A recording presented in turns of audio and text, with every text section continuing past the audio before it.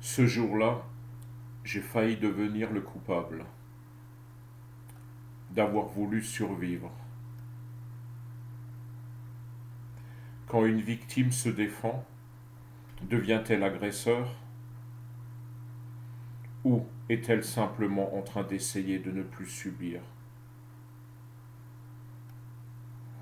Aujourd'hui, je vais vous expliquer ce qui se passe dans le corps quand un traumatisme ancien reprend le contrôle du présent et pourquoi certaines réactions ne sont pas de la violence, mais la survie.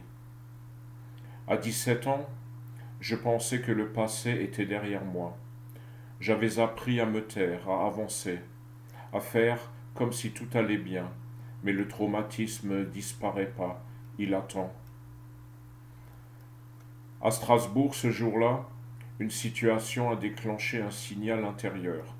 Pas une pensée, une alerte. Mon cœur a accéléré, ma respiration s'est coupée, mes muscles se sont tendus. Ce n'était pas seulement le présent, c'était tout le passé qui remontait. En quelques secondes, je n'avais plus 17 ans. J'avais 10 ans, j'avais 13 ans. J'étais tous les âges à la fois. Toutes les peurs, tous les silences, toutes les trahisons. Ce n'était pas un choix, c'était un réflexe de survie. On parle souvent de violence, on parle rarement de panique. On juge la réaction, on ignore l'accumulation. Le traumatisme vit dans le corps et parfois il explose. J'ai raconté cet épisode en détail dans mon autobiographie parce qu'on ne peut pas comprendre un instant sans connaître les années qui ont précédé.